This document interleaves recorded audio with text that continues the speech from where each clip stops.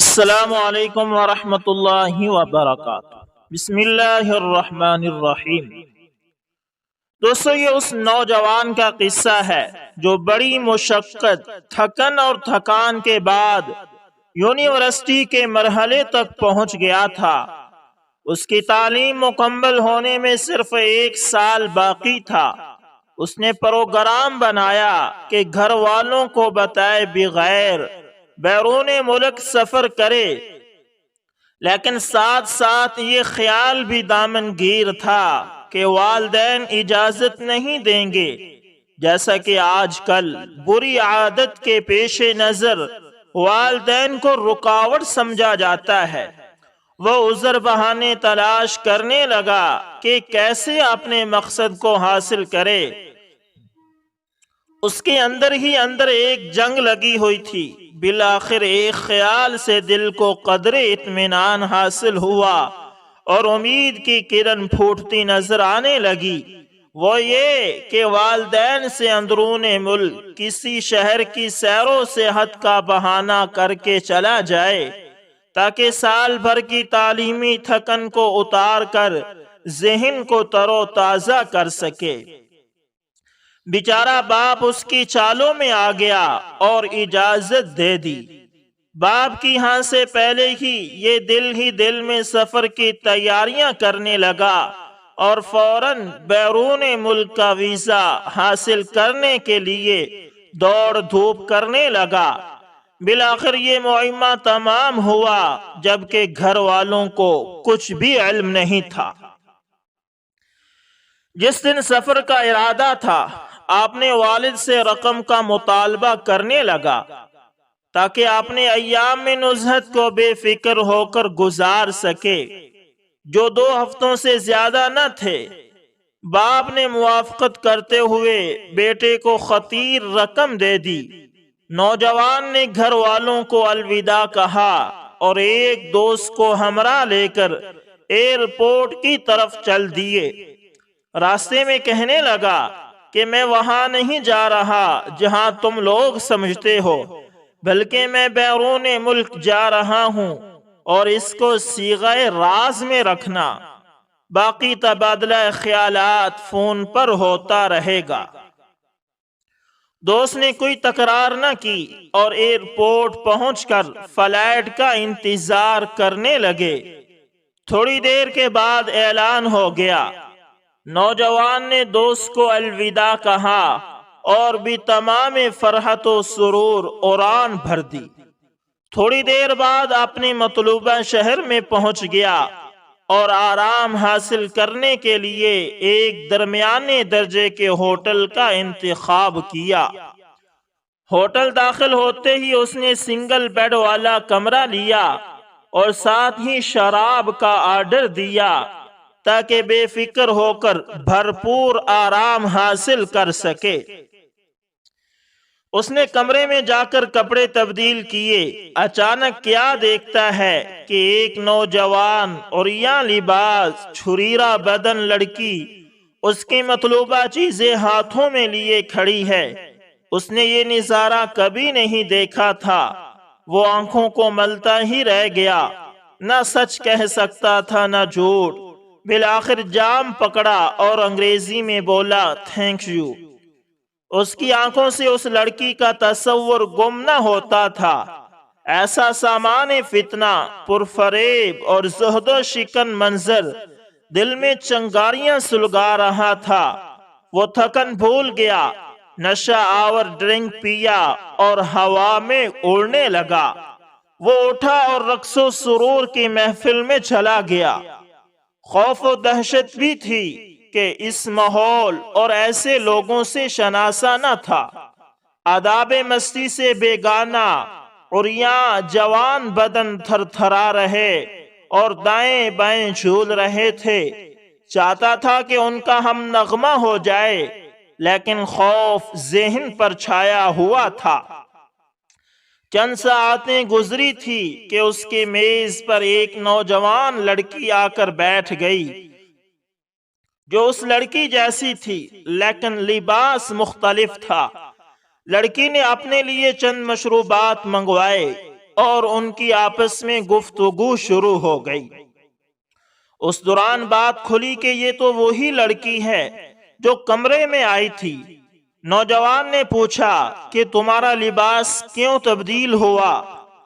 وہ بولی مجھے کئی سال ہو گئے ہیں یہاں ملازمت کرتے ہوئے، جب ڈیوٹی ٹائم ختم ہو جاتا ہے تو میں نئے مہمانوں کو ہوٹل کے متعلق بڑی معلومات دیتی ہوں۔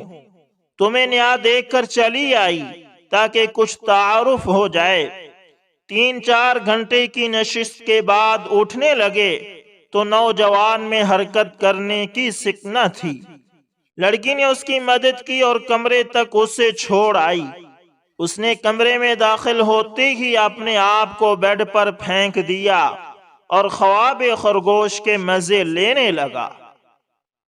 صبح آنکھ کھلی تو وہ ہکا بکا رہ گیا۔ وہ لڑکی اس کے پہلو میں تھی۔ وہ بولا کیا ہوا ہے؟ یہاں کیا کر رہی ہو؟ تمہیں یہاں آنے اور رات گزارنے کی اجازت کس نے دی؟ وہ کہنے لگی پرسکون ہو جاؤ، تم نے ہی یہ کیا اور مجھے یہاں آنے کی اجازت دی، اور آپ کے ساتھ ویسے بھی میرا رات گزارنا ہوٹل والوں کے علم میں ہے، تمہیں کچھ نہیں ہوگا، پریشان مت ہو۔ پھر بڑے ناز سے کھڑی ہوئی اور ادائیں بھرتی چل دی۔ یہ اس کے فریب کا شکار ہو کر پھر نیند کے لیے گر گیا۔ جب نوجوان نیند سے بیدار ہوا تو لڑکی سامنے کھڑی تھی۔ اس کے ہاتھ میں کچھ کھانے کی چیزیں اور کچھ مشروبات تھے، ساتھ ہی گفتگو کرنے اور کھانے پینے کے لیے مناسب فضا اور خوش ماحول بھی بنا لیا۔ نوجوان اٹھا تو اس کا سر چکرا رہا تھا۔ اس نے غسل کر کے اپنے آپ کو تازہ دم کیا، واپس آ کر بیٹھ گیا۔ دونوں نے کھانا تناول کیا، بعد ازاں اندرون شہر گھومنے نکل گئے۔ یہ کام بھی لڑکی کے واجبات میں سے تھا کہ نئے مہمان کا دل جیت لے اور واپسی پر ہوٹل کے مطلوبہ فوائد اس سے حاصل ہو سکیں۔ خوشگوار اور خوبصورت اوقات گزارنے کے بعد واپس ہوٹل میں چلے آئے۔ رات بھر جام کے دور چلتے رہے، حمیت و غیرت کی حدود پار کی جاتی رہی اور انہیں مستیوں میں 2 ہفتے گزر گئے۔ ایک دن پہلے نوجوان بازار گیا اور گھر والوں اور دوستوں کے لیے چند تحائف خرید لایا۔ صبح کے وقت روانگی سے 1 گھنٹہ پہلے نوجوان نے اپنی محبوبہ کو پرتپاک الوداع کہا اور دوبارہ فرصت ملنے پر آنے کا وعدہ کیا۔ ایڈریس اور فون نمبرز کا تبادلہ ہوا، ساتھ ہی وہ تصویریں بھی لے گیا جو دونوں نے ساتھ اکٹھی بنوائی تھی۔ نوجوان اپنے وطن واپس آ گیا۔ وہ بظاہر بڑی خوشی اور فرحت میں تھا، لیکن اندر سے وہ بہت زیادہ افسردہ تھا۔ اسے اپنی محبوبہ یاد آ رہی تھی۔ ایئرپورٹ پر اسے ریسیو کرنے کے لیے اس کا وہی دوست موجود تھا جو اسے سی آف کرنے آیا تھا۔ نوجوان راستے میں اسے اپنی تمام ران کہانیاں سنانے لگا اور جو دن وہاں گزارے تھے ان کا تذکرہ کرنے لگا اور آئندہ اپنے دوست کو بھی ساتھ چلنے کی دعوت دینے لگا۔ نوجوان خوشی خوشی اپنے گھر پہنچا۔ بیگ میں نادر اور خوبصورت تحائف تھے جن کے بارے میں کوئی نہیں جان سکتا تھا کہ یہ کہاں سے آئے ہیں، وطن سے یا بحر سے۔ وہ اپنے والدین اور بہن بھائیوں کے سامنے بیٹھا اور چند منٹ باتیں کرتا رہا، پھر تھکان اور نیند کا بہانہ کر کے کمرے میں چلا گیا۔ بیڈ پر لیٹا تو رنگین ایام کی فلم آنکھوں کے سامنے چلنے لگی جو اس نوجوان حسینہ کے ساتھ گزارے تھے، اور آخری ملاقات میں جو پھر ملنے کے عہد و پیمان ہوئے تھے۔ دوسرے دن نوجوان اپنے والدین کے سامنے بیٹھا اور سفر کے بارے میں تبادلہ خیالات ہونے لگا۔ وہ ان کے سوالوں کے جھوٹے جواب دے رہا تھا تاکہ باپ بھانپ نہ سکے کہ وہ کہاں گیا تھا۔ 1 سال بعد وہ یونیورسٹی سے فارغ ہو گیا اور ایک کمپنی میں اچھی ملازمت حاصل کر لی۔ اس کے منصب عالی اور ڈیوٹی کی اچھی شہرت ہو گئی۔ ان سالوں میں وہ دوبارہ اس حسینہ کے بارے میں سوچنے لگا، لیکن اس نے پروگرام بنایا کہ اپنے رشتہ داروں میں سے کسی لڑکی سے شادی کر لے تاکہ اسے پکا پکا بھلا سکے۔ چنانچہ اپنے والد سے شادی کے بارے میں بات چیت کی۔ باپ مان گیا اور رغبت ظاہر کی کہ اس کی بھتیجی ہی بہو بنے۔ اس کے بعد شادی کے امور طے پائے اور اس نے 1 مہینہ اپنے کام سے چھٹی لی۔ شادی کا پہلا مہینہ اس نے اپنے گھر والوں اور رشتہ داروں میں گزارا۔ شادی کے 2 یا 3 ماہ کے بعد اس کی بیوی امید سے ہو گئی۔ جب اسے پتہ چلا تو اس کی خوشی کی انتہا نہ رہی۔ دنیا میں اس کی خوشی کا کوئی ٹھکانہ نہ تھا۔ وہ ہر لمحے یہی انتظار کرتا کہ کیا وہ موقع آئے گا جب اسے ہزارہا مبارکباد دی جائے گی کہ اللہ تعالیٰ نے تمہیں اولاد جیسی نعمت سے نوازا ہے۔ اس بچے کے پیدا ہونے سے کوئی 1 مہینہ پہلے اس نوجوان کو اچانک درد سر کا مرض لاحق ہو گیا۔ کھوپڑی میں شدید درد ہونے لگا اور ہسپتال کے ایمرجنسی وارڈ میں منتقل کر دیا گیا۔ 2 ہفتوں کے بعد اس کی طبیعت میں بحالی محسوس ہونے لگی۔ 1 ماہ بعد اس کی بیوی ہسپتال منتقل کر دی گئی۔ کیونکہ پیدائش کے عوارضات و علامات کا آغاز ہو رہا تھا، اس نے بیٹے کو تولد کیا، اور جب خبر اس نوجوان کو ہوئی تو وہ بڑی فرحت و شادمانی میں پھولا نہ سما رہا تھا، کیونکہ وہ اب باپ بن چکا تھا۔ اب اس کی قسمت اور بھی اچھی ہو چکی تھی۔ ایک روز اچانک اس نوجوان کی طبیعت خراب ہو گئی۔ بلڈ پریشر ہائی ہو گیا، کھانسی، گردن میں اور بغلوں کے نیچے غدود کا پھولنا، اسہال، وزن میں کمی وغیرہ۔ ماہر ڈاکٹرز کی ایک ٹیم نے مکمل چیک اپ کیا اور ساری تفتیش کے بعد اس نتیجے پر پہنچے کہ یہ ایڈز کی علامات ہیں۔ گھر والوں کو کچھ نہ بتایا گیا، بس اسے علیحدہ کمرے میں منتقل کر دیا گیا، جہاں کوئی اس سے ملاقات بھی نہیں کر سکتا تھا۔ گھر والے پریشان ہو گئے کہ آخر ماجرا کیا ہے۔ ڈاکٹر نے لڑکے کے باپ کو بلایا اور ساری صورتحال سے آگاہ کر دیا۔ باپ اور گھر والوں کے لیے یہ ایک بہت بڑا صدمہ تھا۔ باپ نے کہا، یہ بیماری کیسے لگی، کب لگی، کیا سبب ہو سکتا ہے؟ اس کے ذہن میں 100 سوالات گردش کرنے لگے۔ بالآخر باپ نے طے کیا کہ اپنے بیٹے سے بات کرے گا۔ اس بارے میں ڈاکٹر سے بات کی تو وہ مان گیا۔ باپ بیٹے کے پاس گیا تو آنکھوں میں آنسوؤں کی جھڑیاں تھی اور کہنے لگا، اے بیٹے، مجھ سے صحیح بات کرنا، جو بھی سوال کروں گا صحیح جواب دینا۔ بیٹا کہنے لگا، اے والد گرامی، میں سچ بولوں گا، آپ پوچھیں۔ باپ نے پوچھا، تم نے جو سفر کیا تھا وہ کس شہر کا تھا اور کس کے ساتھ گیا تھا؟ وہ بولا، میں نے اندرون ملک فلاں شہر کا سفر کیا تھا، جیسا کہ اس نے پہلے بتایا تھا۔ باپ کہنے لگا، نہیں، یہ جھوٹ ہے، بلکہ تم نے بیرون ملک سفر اختیار کیا تھا کہ جہاں حرام کو حلال کر لیا جاتا ہے، شراب نوشی ہوتی ہے، کیا ایسے نہیں؟ بیٹا بولا، جی ہاں۔ باپ نے کہا، انا للہ و انا الیہ راجعون۔ ابھی اس کا یہ جملہ پورا نہ ہوا تھا کہ باپ کو فالج کا اٹیک ہو گیا۔ نوجوان کو پتہ چل چکا تھا کہ باپ کے ساتھ جو کچھ ہوا میری وجہ سے ہوا۔ لیکن ابھی تک اسے یہ علم نہ تھا کہ اس نوجوان کو ایڈز لاحق ہو چکا ہے۔ اس کی بیوی سمیت گھر والوں کو علم ہوا تو بیوی نے نوجوان سے ملنا چاہا۔ وہ روتی ہوئی اس کے پاس آئی اور کہنے لگی، یقیناً تم نے مجھ پر ظلم کیا ہے اور اپنے دودھ پیتے بچے پر بھی، کہ جسے تم نے ابھی دیکھا نہیں نہ کبھی دیکھ پاؤ گے۔ وہ نوجوان بولا، میں نے کیسے تجھ پر اور اپنے بیٹے پر ظلم کیا ہے، اور یہ کیا کہہ رہی ہو تم؟ وہ عورت کہنے لگی، کیا تجھے معلوم ہے کہ تمہاری بیماری کیا ہے اور کس وجہ سے میرے چچا کو فالج ہوا ہے؟ وہ خوف زدہ ہو کر بولا، اس وجہ سے کہ مجھے اچانک درد سر ہوئی ہے اور حالت زیادہ خراب ہو چکی ہے۔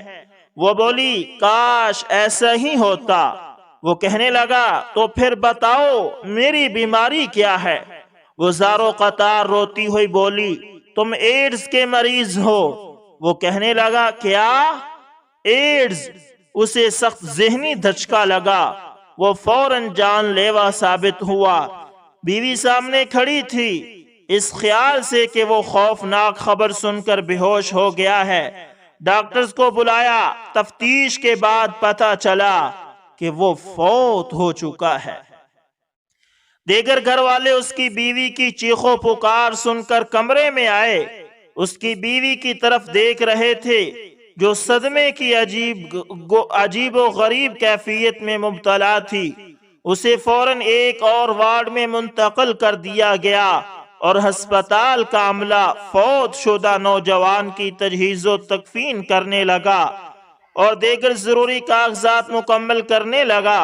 اگلے دن اسے سپرد خاک کر دیا گیا۔ وقت گزرنے کے ساتھ ساتھ ڈاکٹرز نے بتلایا کہ اس کی بیوی اور اس کے بچے کو ایڈز کا مرض لاحق ہے۔ بیوی کو جب علم ہوا کہ اس کو اور اس کے نونہال کو بھی ایڈز ہے تو وہ ٹوٹ پھوٹ گئی۔ اسے ہسٹیریا کا حملہ ہو گیا اور نفسیاتی صحت کے ہسپتال میں داخل کر دی گئی۔ وہاں اس کی حالت دن بدن خراب ہوتی گئی، حتیٰ کہ وہ جنون اور پاگل پن میں مبتلا ہو گئی، حتیٰ کہ دیگر مریضوں سے علیحدہ کر دی گئی تاکہ انہیں نقصان نہ پہنچائے، اور اس سے ملاقات بھی روک دی گئی۔ ایک دن اس بیوی کے باپ نے ڈاکٹر سے اجازت لی کہ وہ اپنی بیٹی کو گھر لے جانا چاہتا ہے تاکہ وہ اپنے بیٹے اور ماں سے ملاقات کر سکے۔ ڈاکٹر نے اس شرط پر اجازت دی کہ اگر کوئی نقصان ہو گیا تو اس کے ذمہ دار آپ خود ہوں گے۔ گھر میں جب بیوی نے اپنے بچے کو دیکھا تو مضبوطی سے گود میں لے لیا، کبھی روتی اور کبھی ہنستی تھی۔ بچے کا چہرہ اس کے سینے پر تھا۔ بچے کا سانس رک گیا اور اس کی جھولی میں فوت ہو گیا، اور وہ ابھی اسے سینے سے لگائے بیٹھی تھی۔ بیوی کے باپ نے بڑی کوشش کی کہ بچہ اس سے لے لے، لیکن وہ چھوڑ نہیں رہی تھی۔ کوشش بسیار کے بعد اس نے بچہ لے لیا، لیکن تب تک اس کے دم رخصت ہو چکے تھے۔ جب بیوی نے اپنے بچے کو دیکھا کہ کوئی حرکت نہیں کر رہا تو وہ روتی ہنستی اور ساتھ رقص کرتی ہوئی کہہ رہی تھی، مر گیا، مر گیا۔ وہ فوراً باورچی خانے میں گئی اور چھری پکڑ کر اپنے باپ اور ماں کو دھمکانے لگی۔ ساتھ ہی اوپر والی منزل میں جا کر کمرہ بند کر لیا اور پنکھے کے ساتھ رسا باندھ کر گردن کے ساتھ باندھ لیا۔ باپ فوراً پولیس والوں کو فون کرنے لگا۔ وہ بہت بوڑھا اور نحیف و نزار تھا۔ چند لمحوں میں پولیس والے پہنچ گئے۔ انہیں بتلایا گیا کہ وہ اوپر والی منزل کے کمرے میں ہیں۔ پولیس والے فوراً اوپر گئے، دروازہ توڑا تو دیکھا کہ لڑکی رسے سے لٹکی ہوئی ہے جو کہ پنکھے سے بندھا ہوا ہے۔ وہ مر چکی تھی۔ اس طرح اس نوجوان اور اس کے خاندان کا خاتمہ ہوا۔ لیکن ماں اور بچے کا کیا گناہ تھا؟ اے نوجوان، کیا کوئی توبہ ہے؟ اے باپو، کیا کوئی نگرانی ہے؟ ایک گناہ، تھوڑے سے وقت کی موج مستی، ایک ہنستے بستے گھر کو اجاڑ گئی، بلکہ 2 گھروں کو اجاڑ گئی۔ اس لیے میرے نوجوان دوستو، خدارا آپ لوگوں سے بنتی ہے، آپ لوگوں سے درخواست ہے کہ اس لعنت سے بچیں، اس گناہ سے بچیں، اللہ کے لیے اس گناہ سے بچ جائیں۔ اگر آج آپ اللہ کے لیے اس گناہ سے بچیں گے تو اللہ تعالیٰ آپ کو اس کا انعام دے گا۔ وَلِمَنْ خَافَ مَقَامَ رَبِّهِ جَنَّتَانِ، جو اللہ کے سامنے کھڑا ہونے سے ڈر گیا تو اللہ اسے 2 جنتیں دے گا۔ دوسرے اس گناہ سے بچیں، خود بھی بچیں اور دوستوں کو بھی بچائیں، اور خدارا ایسی محفلوں سے بچیں جو آپ کو اس گناہ تک لے کر آئے۔ تو امید کرتا ہوں ویڈیو اچھی لگی ہوگی، پسند آئے تو لائک شیئر کمنٹ لازمی کریں، اور اگر آپ ہمارے channel AS information TV پر نئے ہیں تو دوستو اس کو لازمی سبسکرائب کریں، اور ساتھ میں بیل کے نشان کو دبانا نہ بھولیے گا تاکہ ہر نئی ویڈیو کا نوٹیفیکیشن آپ تک پہنچتے رہے۔ ملتے ہیں دوستو کسی نیکسٹ اچھی سی ویڈیو کے اندر، تب تک کے لیے اللہ حافظ، جزاکم اللہ خیر۔